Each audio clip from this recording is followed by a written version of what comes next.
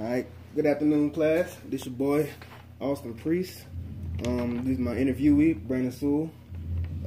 Just give you a background story, man. Brandon, one of my best friends, man. This is my dog right here, known him for a long time. And Brandon is currently single, right? Yeah. Currently single, but Brandon one of the type of dudes that once he get in a relationship, he get all fake, bro, and don't want to hit nobody up and leave us hanging. So that's just a little background story on how he rock. How he get down. If that's what you want to call it, sometimes you too tied up to another person and you forget about your people because you're trying to dedicate the time to the person you with. But if that's what you want to call it, cool. Exactly. And you is. All right, so let's get down to business. First question I got for you: are you single by choice? It's kind of it's not a hard question. I guess I can answer this easily. It can be an easy answer or a long answer, but to answer the question and be brief, yes. I feel like I'm at this point where I've been trying to date, I've been trying to move on, I've been trying to, talk to different people and see if I could, reestablish a relationship with somebody else. But up until this point, I haven't found anyone, and I think the problem I'm going through is I'm trying to match someone that is the same as my ex, and that's continuing to hold me back, and that's not helping me progress and move on. Yeah. So yeah, I am single by choice because I'm still tied to someone who I can't really forget of yet for some odd reason. I don't know why.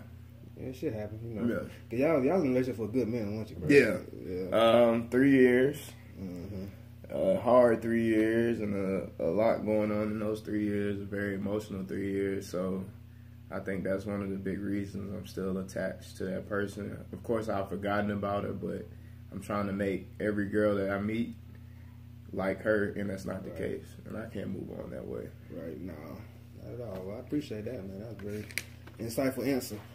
Cause that leads to my next question. Cause in my book it talked about the 4 types of singlehoods.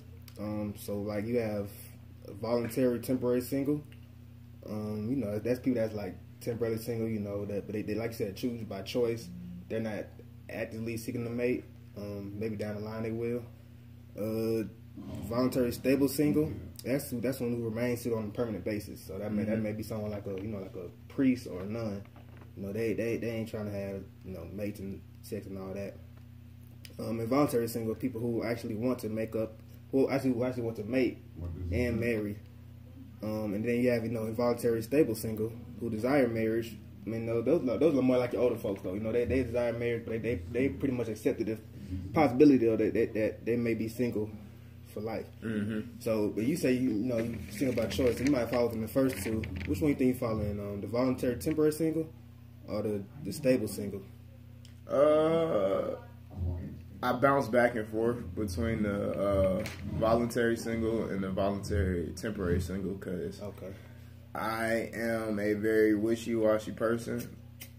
I feel like most humans are complex and it's hard for us to, be understood. But of course, like some people, they want a relationship at one moment, then the next moment you're like, I feel better by myself most of the time, so I'd rather not go down that road. So it just depends. I feel like I can match to each of the two descriptions because I'm back and forth about what I want to do.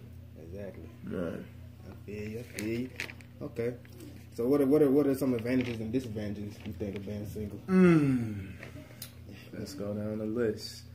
So for advantages, of course you always got somebody that you can go to, that you could confide in, that you could talk to.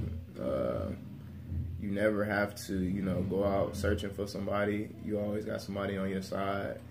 And to me, that's a big plus from it because when you're going through something, you're going through a rough patch in life, you always got somebody there to converse with and talk about your issues. One of the disadvantages is, let me take a few seconds to think about that. Right, take your time, buddy. Yeah, disadvantages. If there are any, it may not even be none. Yeah. Because, besides, and I feel like you get accustomed to that as time goes on, you feel lonely, and it's nice. Of course, you want somebody by your side, but, after a while, you get used to it. Then if you're talking to, several different people, and you can always rely on them from time to time to fill that void. But I wouldn't say it's too many disadvantages. Like I said, a lot of advantages of being with someone, but it's not that many disadvantages as well, I feel. Another advantage is just you always, I feel like when I had a girl, it was, of course you want to hang with your friends and stuff, but I feel like with your significant other, you got to do, you know, more special things with them because, you know, you're going out on dates. You want to do this, you want to do that. So y'all trying more things. And I feel like you were more active socially, if that makes sense. Because y'all always want to do new stuff, you know, to keep it fresh, keep it clean. So I know in my personal opinion, relationship, you want to just keep doing stuff on a spontaneous level so you can keep things new, keep things fresh. Right. And I felt like that made me active more socially, and that made me more open to trying new things as well. Okay. So yeah, it's plenty of advantages, and in my personal opinion, it's not too many disadvantages of being single. I agree with that. Do you think you save more money being single? I feel that's an advantage. I feel like yeah, definitely. It's funny you said that because obviously I skipped past one of the most important parts. You save a lot of money. Yeah. I'll be thinking about it all the time, especially when I'm, you know, quote unquote hurting and I'm going through a little, you know, money struggle right now, and I'm like, shit. If I had a girlfriend, ain't no telling what I would do because we can't go nowhere. We're not going to the movies. We can't do this. Right. We ain't going out to dinner. I ain't got the money right now. So you definitely save a lot of money, and I feel like it's better because you can be more selfish and spend some of your hard-earned money on yourself as well. Yeah. So yeah, that is true. I'm glad you brought that up. Yeah.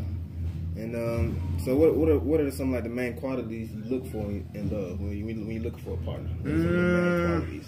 Really just, and what I do is, I'm not the type of guy who would just rush into something easily. I have to be able to have like everybody else would say, have a conversation with you, relate to you on all levels if I can, and just make it a comfortable experience between me and you. It shouldn't be forced. It shouldn't feel like it's forced. Like everything should just flow naturally.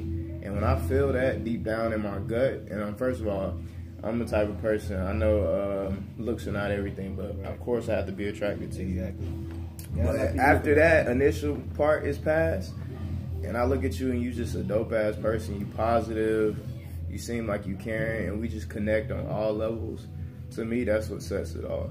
So chemistry plays a big part. Of course, chemistry definitely plays a big part of it, because you all have to. And what I learned with my previous ex, once you take sex out the equation for the most part, and y'all not doing it as much, then it's like, okay, you realize, do I really like this person emotionally, or is it just a physical attraction as well? Right. That's deep, man. That's true. Let me see. Yeah, because our book talks about the pools of eligibles. You know what I'm saying? That basically means like who fits into your carriages, basically. You know what I'm saying? Because you have like a big gap. You know, there's a million girls in the world, bro. But like I said, there's only a few that you would even start to talk to. Mm-hmm. So you call that like the little pool of eligible. You know, they gotta be a certain height, a certain type of demeanor, a certain type of swag, certain type of, you know. So what kind of girl kind of fit into your pool of eligibility? Like them fast thoughts, or you like them, you know, them good girls? The fast thoughts for the, you know, temporary experience, of course. Like we all of us males do. Of course, they temporary. You're not gonna take them home to mama. No. At the end of the day, I ain't messing with those, so they can just get thrown in the back. But I mean, I don't have and girls ask me this all the time, but I don't necessarily have a type. Like I said, as long as I'm just attracted to her physically, then I'll just penetrate the next level and see if she has some substance, see where her head is at, and just see if we can, you know, fit compatibly on a mental level, emotional level, and hopefully physical level as well. Okay, cool. Yeah. That's great. And then my last question, but you basically kind of already answered it. But is sex a big factor in seeking? I think it is. But you don't let it completely submerge the relationship. Like, you don't make that the only and most important aspect of your relationship. You have to develop a friendship as well, a strong friendship as well, in order for you all to maintain a healthy relationship amongst each other. Because once that's out the equation and it's not the same, and sometimes you get tired of your partner, you have to go to that next best thing, which is you all's friendship and the fact that you all can tolerate each other and be around each other all the time. So I think that's definitely, it plays a big factor, but it's not the sole factor for maintaining a strong relationship. Man, you get it right on it, man. Well, I appreciate that. That's all the questions I got right now. Yeah, some other stuff. We pretty much answered everything. So again, Claire, thanks for watching. Again, Brandon, thanks for giving me the time to talk to you and interview. Appreciate it. All right, y'all. I'm gonna see y'all later.